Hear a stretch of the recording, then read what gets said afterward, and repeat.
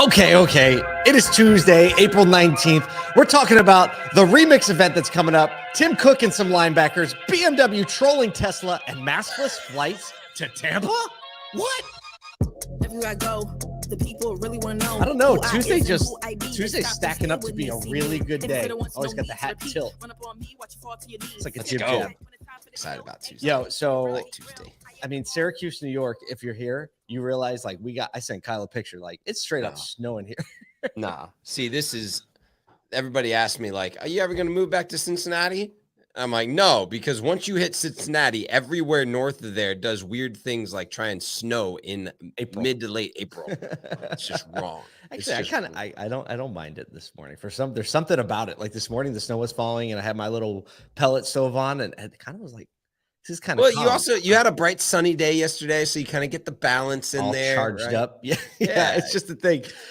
But I don't want to talk about the news in reverse order, but we just this morning, we launched tickets for our family reunion remix event in Tampa on Monday, May 9th. And we just launched the email this morning. It went out in the email. We already got like a bunch of dealers who signed up to be there. Yeah. Kyle's like, we already got tickets. Tickets are out. I was like, oh yeah, who bought them? He's like, all dealers. I love it. Let's go. Yeah. And here's the thing, man, I'm just so excited about the fact that we have the opportunity to let dealers into an event free. Right. Yes. That's a big difference. It's never happened over the last, and any live event we've ever done over the last year and a half, dealers have always had to pay, vendors had to pay. Right. And not to mention, like, we were the only paid event. You know what I mean? We had to pay to get in to an event. And this is the first time dealers, we figured out a way. It's always been a desire, but we finally figured out a way to do it. Let's give some props. Actually, thank you to our premier sponsor, AutoFi, for comping and covering every dealer ticket. Every single one. Cool. Yeah, it's a really neat thing, and I love that we had a partner step up and say, yeah, we're gonna put our name on the line to do that. And also, I think it's just really good for our industry. You know, I think you think about this, and it's like, there's some level of, when you go to learning events, like actually paying the money and saying, I'm going to output dollars so that there's some intentionality behind this. Right. And I know that there's free events for, dealers and vendors all over the place. And, industry partners are shelling out money for that type of stuff. But when you think about a small event that's closed, and especially for ASOTU that historically has been something that people have paid to get into, like, we wanted to make that opportunity to connect and partner and be together and, rub elbows and do that for dealers on a free basis when they're already paying so much to get to Digital Dealer, to be a part of the event. Yes. This is just something that we wanted to do, and I'm really excited about it. So here's the deal. If you're going to Digital Dealer, you need to check out the event. Where can they get there on the website?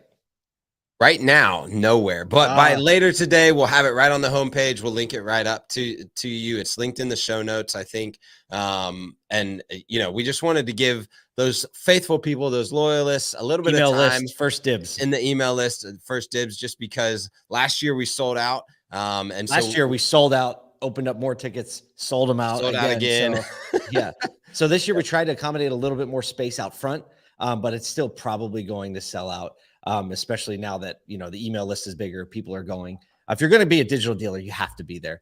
What you can expect, if you're paying for a ticket vendor, we want to give you all the value back. So you're going to have great food and great drinks. We're going to have an absolute. Oh, Carrie's on the stream this morning. What's up, Carrie? Hey, Carrie. Good morning. By the way, Miss Carrie Wise is actually going to be co-hosting the event with us. So it's a new thing for us. So I hope you're ready for this. Carrie's always ready for it.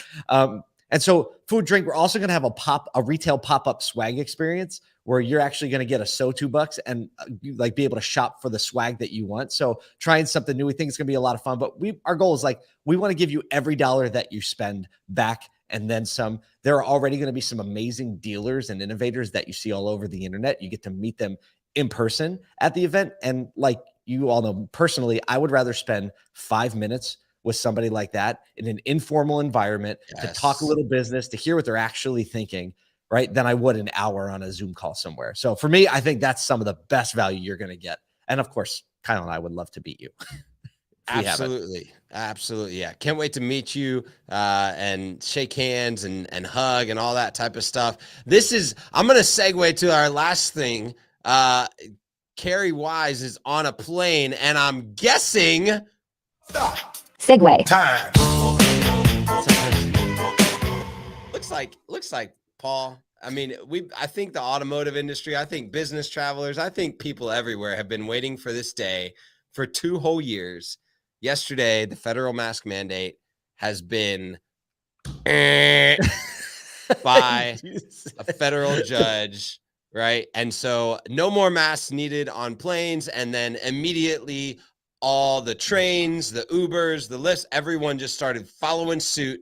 Yep. And we're going to get to, well, for us, I think our next trip is Digital Dealer, which means unless something pops up this morning, Kyle was like, he texted me, he's like, yo, do you want to fly to Atlanta today just so we can fly somewhere without masks? Like, just fly to Atlanta, do some work in the airport, and then just come home. I literally, if it wasn't so late, I'd almost consider that. Right. Because we make some good content out of it. Like, no, I mean, it's funny hearing stories like mid-flight of the pilot coming on, announcing it and saying, we at Delta no longer require masks on this plane. You know, we kind of a picture like this graduation moment, right? Where people throw masks in the air, right? And there's cheering and dancing. What is Carrie saying? Oh yeah, Carrie's going to. Hey, look, you know what? And here's the thing: like, we're not saying that everybody has to take their masks off. Like, that's not. But I think it's just exciting to have that kind of like.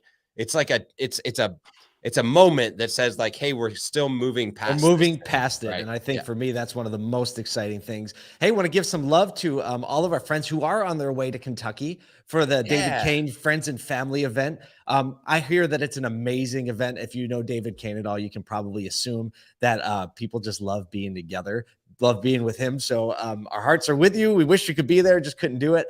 But I know you all are going to like have a great time learning from one another and spending some time together. I even heard like there's going to be like a horse race visit while they're in Kentucky. I saw a photo of Mr. DeVries, who's a friend from across the pond, of him all buttoned up with his little cap and his white Netherlands. suit, Yeah. With his accent. It's like, is this right? Is this right? Did I do it right for the horse race? Right.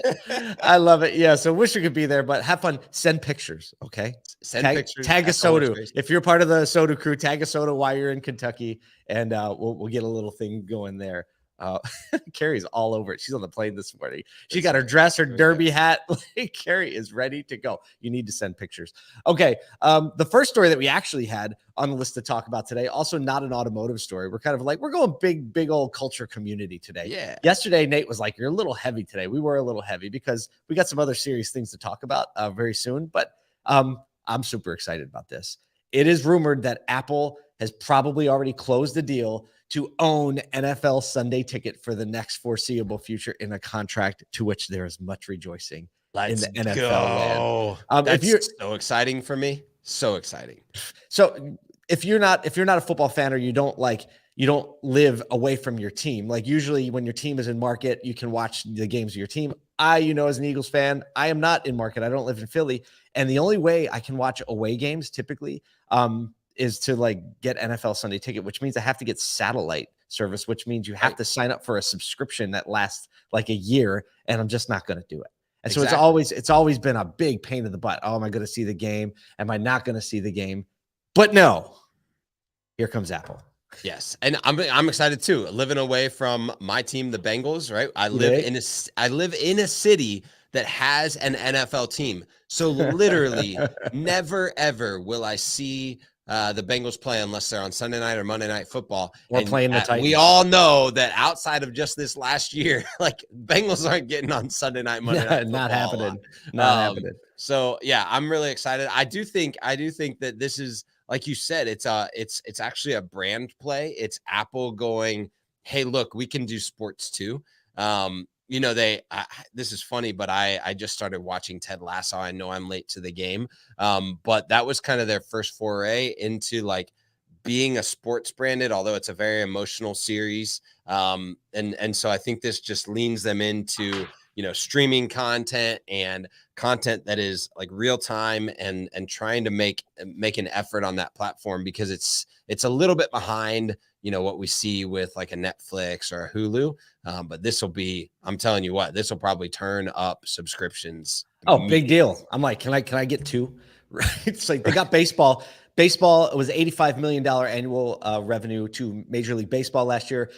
NFL is proposed to be $2.5 billion a year of revenue. I mean, the NFL is just massive, massive, massive when it comes to live viewing events. Yeah.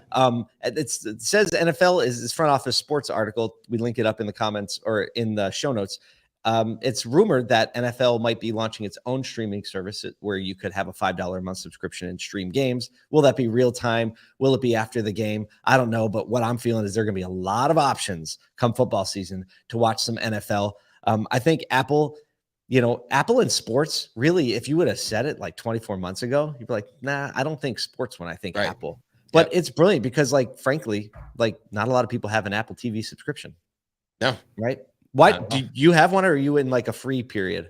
No, I do. I do the whole like Apple family. I have the cloud services, and it comes with the Apple TV subscription and the fitness thing and all of that. Oh, okay. So, okay. So it's like an ecosystem decision for you. But now exactly. you get some benefits, and it's great to see Apple coming up swinging with big time sports. Big time sports. So it just blows my mind. We just continue to come back to this literally every day, that subscription services are just how everybody's leaning in to finding revenue in new ways. Yeah. And I have to think that any business that's thinking forward is thinking, how do I get into the subscription game? Which is really funny for me because, 8 or 9 years ago, it was kind of, you hit the first like subscription level stuff and everyone was going, hey, at some point, everyone's going to cut the cord. Well, now, I mean, I know people with literally like 10 subscriptions that range between $5 and $15 per month. Yep. And they all have to do with spending TV, more money, right? They're spending more money, but they're picking the networks. Exactly. I just saw an article today, we didn't include it, but talking about how the pressure that inflation is putting on just people and pocketbooks in general. People are starting to cancel subscriptions more than ever. So people are really starting to decide which ones, right? Because now they're getting into it's like, oh, well, you know what? Because they have 10 subscriptions, they're like, which ones don't I really need? Right. Which ones don't I really need or don't I really want or aren't a priority? I actually canceled my Netflix subscription like 6 months ago. You know what made me mad? I get mad on subscription services. That all of a sudden Disney Plus came out and everything looks so beautiful. And I was like, all of a sudden 1080. So much better. Right? No, not even that. I'm just talking about general resolution. 1080. All of a sudden 1080 on Netflix just annoyed the crap out of me. Right? Because I have a nice TV. And when Disney Plus came out streaming through the Apple TV, it looks insanely good. Right. And then I was like, I have to pay how much to get to 4K on Netflix? I was like, I have other shows to watch. And I literally canceled it, never went back. Wow. That's bold. You know what? I do think that's important though, is like when you think of any type of recurring revenue, it's not that churn is the software as a service or recurring revenue, metric. And churn, you can't just like hope that churn doesn't happen because your product just is. It constantly has to iterate value and add new value to it. And so if you just like set it up and forget it and churn never happens, then it's not going to work. So this is where Apple TV is like, we want increased subscriptions. Plus, we want to make sure everyone that's already there is sticky, right? And I can't wait to watch. Can't wait to watch NFL super high res quality coming through my Apple TV box. And if any Netflix executives are listening, raising your prices is not what Kyle meant when he talked about increasing value and switching things up. Okay, next story. I feel like it's been like a whole episode. We haven't talked about EVs. How does that even happen these days? We tried. We went for it. Really, we went really hard for it, but it just has to happen. So here we go. I like this one. BMW came out like with a little bit of gusto, I think, telling Tesla like your reign is over. It's over for you. As you may know, Tesla unseated BMW last year for the luxury sales throne. More Teslas than BMW sold, so they were the top luxury car seller. And so from the Automotive News article from this morning, quoting, top executives said last week, they're ready to bring out a fleet of electric vehicles aiming to sell 200,000 globally this year, doubling the number it delivered last year. So they're saying we're just doubling down on EV production. So in just January, February of this year, to give you some context, Tesla had 71,250 new vehicle registrations to BMW's 54,000. So Wow, I mean, yeah. Here's my question though with BMW. Well, I have a few questions with BMW. Let me just say this. On Monday, we talked about the fact in our email that BMW was like, yeah, internal combustion engines, they aren't going away.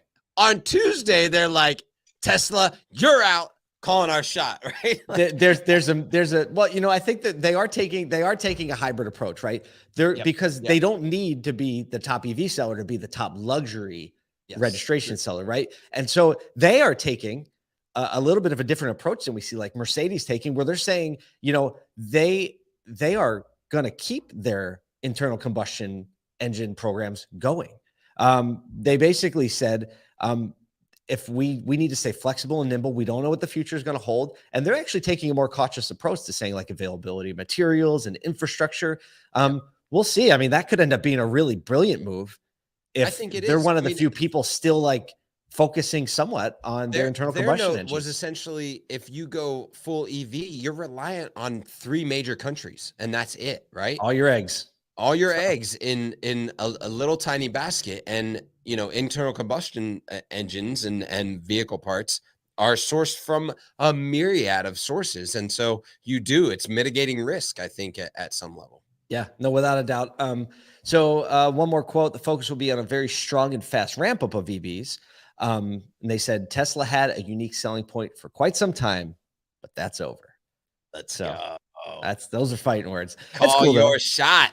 I love it. So I love the energy behind the announcement. What did I include it in here? Oh, they did have.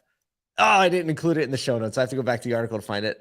They expected, I can't remember, they expected like half of their fleet, and the year they quoted was 2030. BMW Group says it expects at least 1 out of every 2 vehicles sold to be fully electric by the magic year 2030. Like, we got to start doing it. We got to bring that We need a trigger button for that, right? We need a trigger button for 2030. Hold on. I might be able to find one.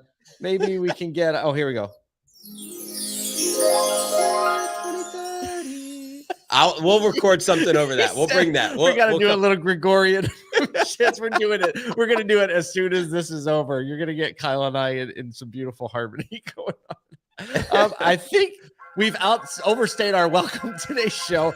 Look, if you're flying on a plane, don't have a mask on if you don't want to, and you can enjoy that. But things are moving up. We're moving forward. It's Tuesday. Tuesdays are a good day to make some trouble.